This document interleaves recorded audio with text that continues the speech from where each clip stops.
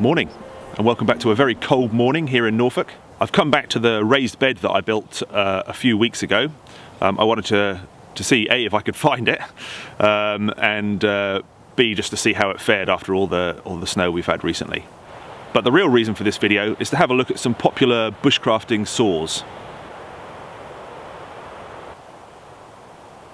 Now obviously there are loads of saws available on the market to suit every budget. I've bought two that I'm very familiar with and that I use regularly, and you'll have seen me use in previous videos. And then I've bought three others that a subscriber has sent to me. So what I'm going to do is compare the two saws that I'm familiar with, both of which have a rigid blade, to the three that I was sent, all three of which are a handheld chainsaw style saw. Okay, first up is my folding buck saw.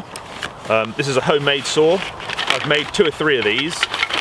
This one I made in the workshop using machinery, but I have made one in the woods before, and there is a video on that if you want to see how you can make one with just basic bushcrafting tools. So basically it folds out, the blade is concealed within the handles, and there's a spreader bar which goes in to two slots on the saw, and then you create tension by winding this paracord up with this peg on here, and the peg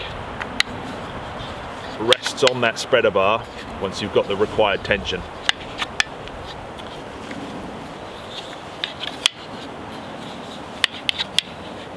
And there you have it. It's a really rigid saw, and this is the saw that probably gets used the most, especially when I'm at camp.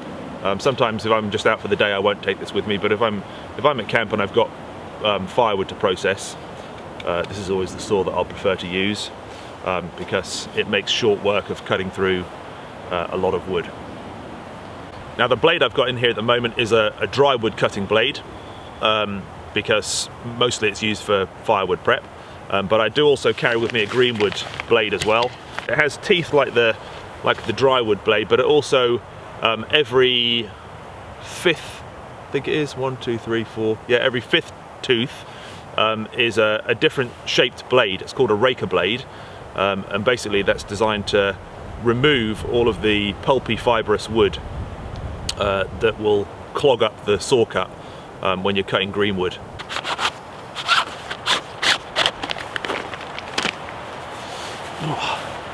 Okay, next up is my trusty Bahco Laplander. I've had this saw for ages. It's still on the original blade and it's still going strong. You know, there are loads of folding pocket saws available out in the market. Silkies are particularly popular. I haven't got a Silky, I've never used one. Not that I've got anything against them, it's just that my Laplander is still going strong and I can't justify replacing it. You know, these are great. They're robust, and just as a pocket saw for cutting small amounts of firewood, or you know, cutting hazel poles if you've got something to make or whatever, they're brilliant. And you know, the nice thing is that they're folding, they're pocket sized. The blades are replaceable. This one here is a general purpose blade, but I believe you can get blades for different uses.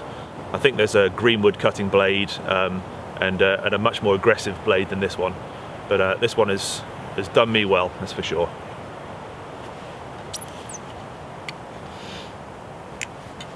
A very popular saw. I'm gonna have to put my gloves back on. My hands are so cold.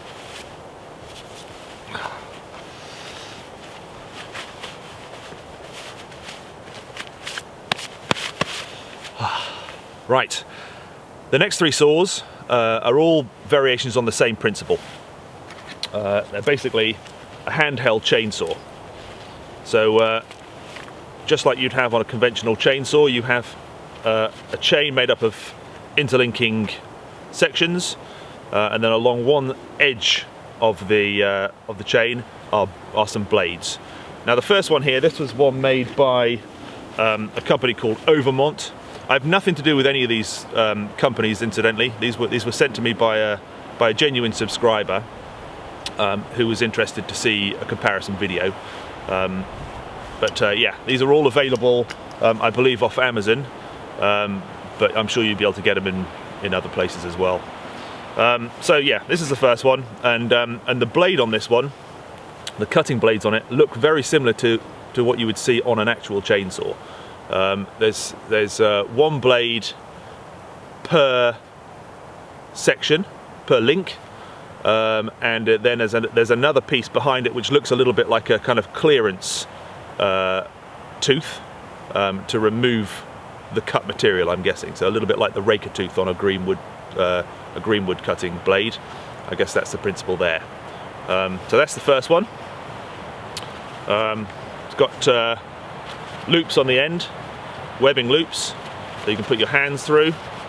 Yeah, it looks to be pretty well made. We'll give that a try in a minute. The second one, I can't remember who this one was made by actually, but I'll stick it up here somewhere. So this is exactly the same principle.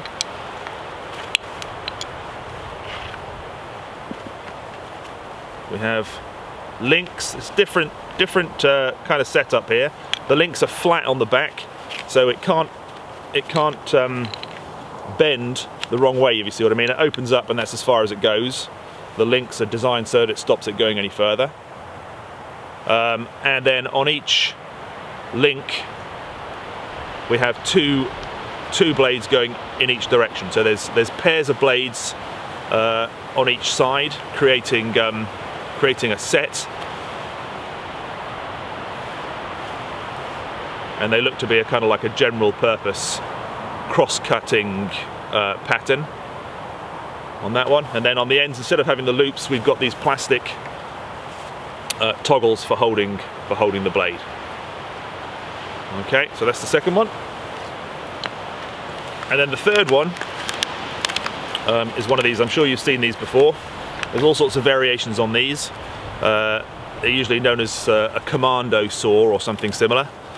This one here is made by BCB, the company who make the Crusader Cup and various other things. And it's just a very thin, almost sort of braided wire saw. Now, I've had one of these before, and my experience is that they snap quite easily, especially if you kink it or you manage to bend it somehow while you're using it. Obviously that puts strain on the metal, and they can snap. Using the same principle as the buck saw that I showed you in the first place, I'm going to make a bow saw to see if that improves it at all.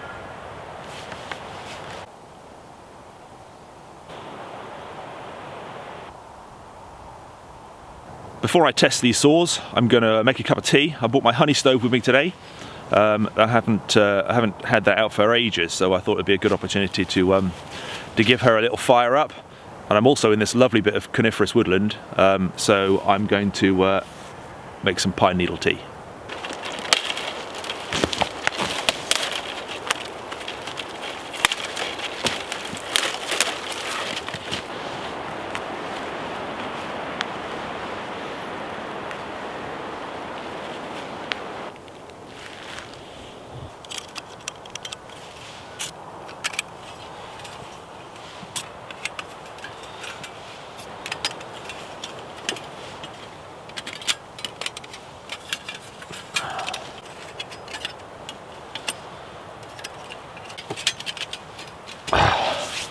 that's not so easy with cold hands.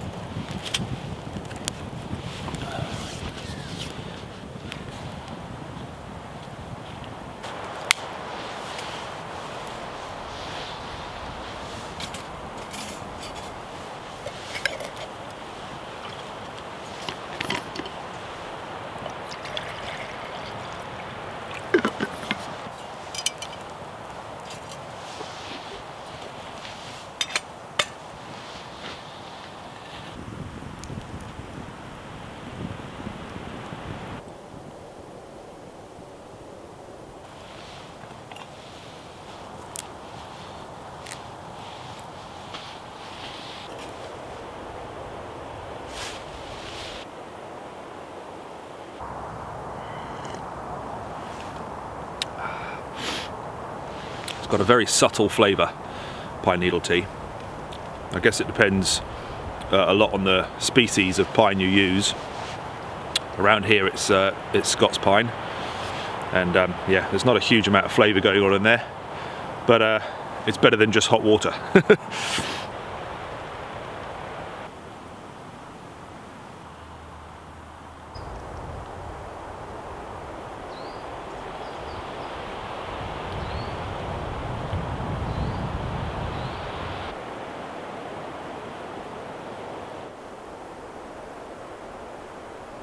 Right, I found this dead standing tree here. It's dead, it's been dead for some time. The top is missing off it, but it's still pretty substantial, so it should be a good test for all the saws. Okay, first up, good old trusty buck saw. I'm going to cut it about here. I'm going to leave the top bit alone because you know, the weather's got to that. It wouldn't be a very fair test. The top of it is probably a bit more punky than it is down here, so I think if we do all the testing in this sort of area here, it should be a fairly fair test. Okay, so dry wood cutting blade, don't forget, in my homemade buck saw.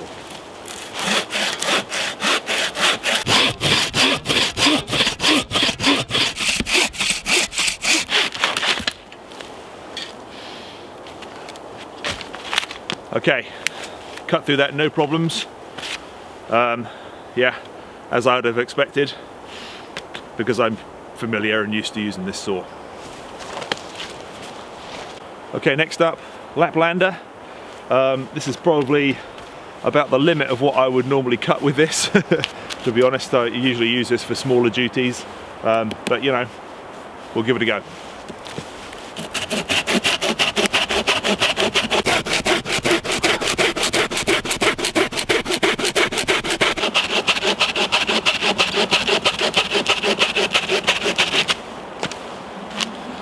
Yeah, again, no problems and exactly as I'd expect. These saws are pretty good, you know. I mean, that's about 4 inches there, and you know, that was not a huge amount of effort to cut through that. Yeah. Okay, next up is the little wire commando saw. I've taken the little handles off, and I've got a piece of hazel here, and I've just cut 2 slots literally in the end of each. In each end of the bit of hazel, and put the commando saw through that slot just to trap it in place and make the blade a bit more rigid. I'm hoping this might help. Like I said before, they do have a tendency to snap these things if they get kinked. Well, hopefully keeping this under tension like this should stop that happening. But we'll see how good this is at cutting through a 4-inch tree.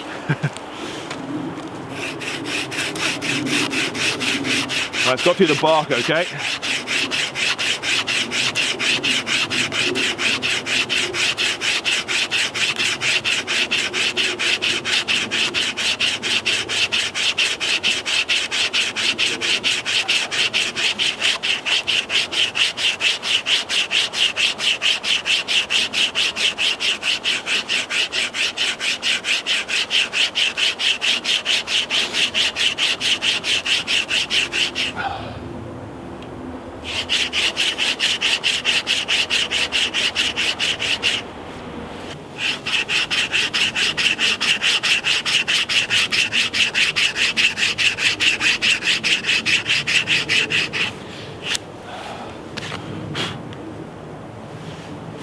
Yeah, well, as I suspected, it's not brilliant.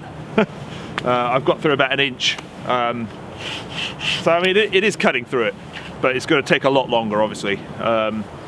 You know, it's just not got an aggressive tooth pattern on it as such. It's literally just sort of like barbs on wire. So it's really kind of rasping its way through, really, rather than sawing its way through. But you know, they don't take up very much space, and I suppose in an emergency sort of like survival tin, that would probably be all right. You know, it would get you out of a muddle. But I wouldn't want to rely on it as my main means of cutting wood, because it would take you a long time to process firewood with this.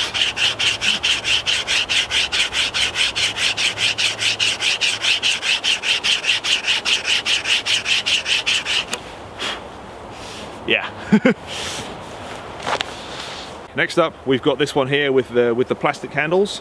Like I said before, it's pairs of cutting blades alternating on each side.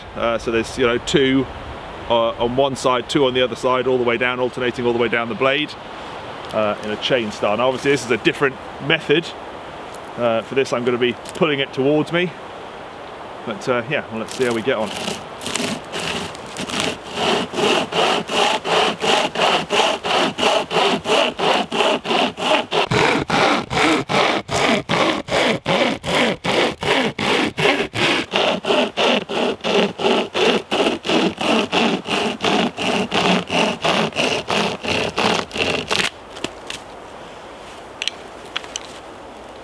Well, it worked pretty well.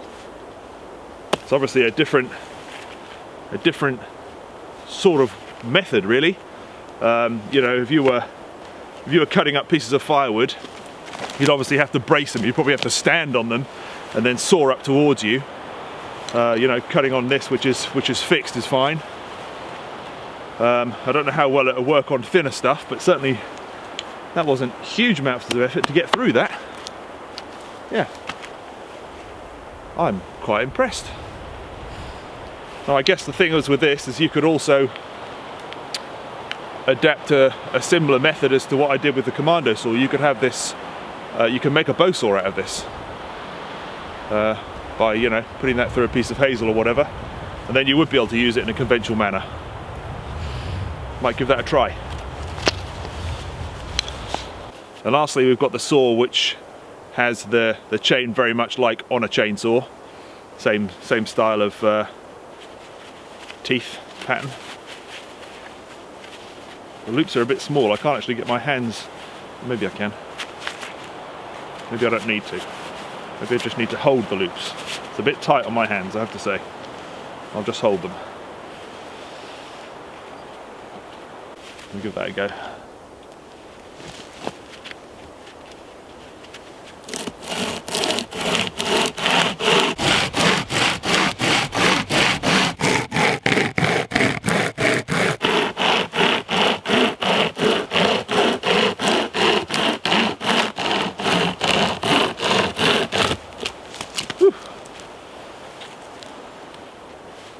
Yeah, that's good. It's a rough cut. It's a really coarse, rough cut.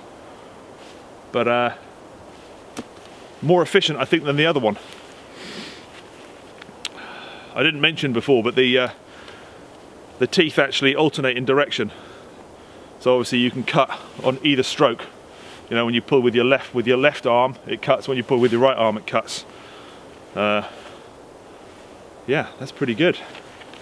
Again, as with the other one, I'm sure you could adapt that to turn it into some sort of bow saw. And you know, obviously you're pulling towards you, so you do need to brace whatever it is you're cutting. I guess with these also, you could, if there was two of you, you know, you could have a handle each, and working together, you'd be able to saw through stuff. But yeah, I'm pretty impressed actually. And you know, the nice thing about these as well is that they roll up like this. They take up hardly any room. You can stick that in your pocket. Yeah. Interesting. I think this might be getting a bit of use, you know. I think I might take this with me on more trips and use it. Yeah. I'm pretty impressed. Cheers, Ewan.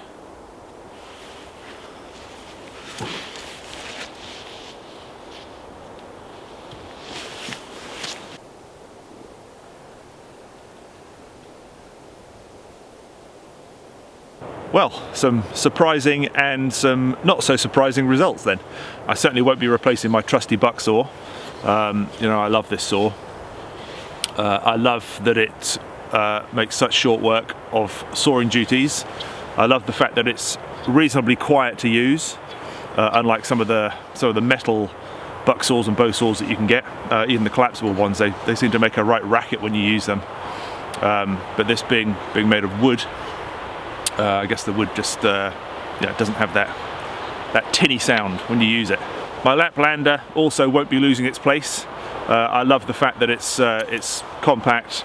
It fits in a pocket perfectly on my trousers, yeah, it's just my go-to.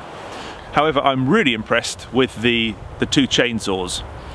This little one here from Overmont, I think is probably the better of the two. It seems to be well made. You know, I've only used it the once. This isn't a review of it. It's just, you know, a first impressions really, and a comparison to what I have been using.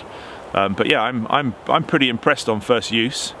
I might do something about the handles on it. They're a bit small for me to get my hands through. I'd rather have something a bit bigger on there. So at some point I might modify the handles slightly on here. But you know, that whipped through the trunk of that tree, 4 inches, and that just, I know it was a rough cut, but if you're only cutting firewood or whatever, that's fine, isn't it? If you can find a dead standing tree that hasn't fallen over, this would be ideal. Yeah, comes in a nice little handy pouch as well. So it's very compact. You could stick that in the lid of your rucksack or in your pocket and you wouldn't even know it's there, would you? Yeah, and it doesn't weigh very much either. So yeah, I'm really impressed with that one. The other chainsaw, whose name escapes me, also really impressed with that. Made short work of cutting through that trunk as well. Yeah, really good idea. I'd like to have a play around with it and see if it works as a bow saw. This one also, you know, it folds up really small. It's not quite as small as the other one because of these plastic handles, but like the Overmont one, it comes in a little pouch. So you can store it away and you don't have to worry about it snagging on anything or damaging anything else in your pack. You can put it on your belt if you want. It's a little loop. Yeah, good. So those were the two surprises really. What I wasn't surprised about was the little commando saw, and the reason for that is because I've used them before. They're great in a survival kit for emergency, and I mean emergency use, or if you've just got to cut small things. You know, if you're just going to be making a pot hanger or a spoon or something, and you want to cut a small bit of wood, it'd be fine for that. But you certainly wouldn't want to rely on it as your main saw, just as an emergency saw. But at least it didn't break this way. I think this is definitely a better way to use one, rather than using the handles, which obviously we're just using the same way as the other two chainsaws. But yeah, this is a good alternative way to use it. So there we go. Well, thanks for watching. I hope you found it useful. Thank you, Ewan, for sending me the saws. Much appreciated. It was nice to do the comparison. Don't forget, if you're not a subscriber and you like what you've seen, please do hit the subscribe button. That would really help me out. And if you hit the notification bell next to the subscribe button, you'll get notifications of when new videos are uploaded. Take care, and I'll see you soon.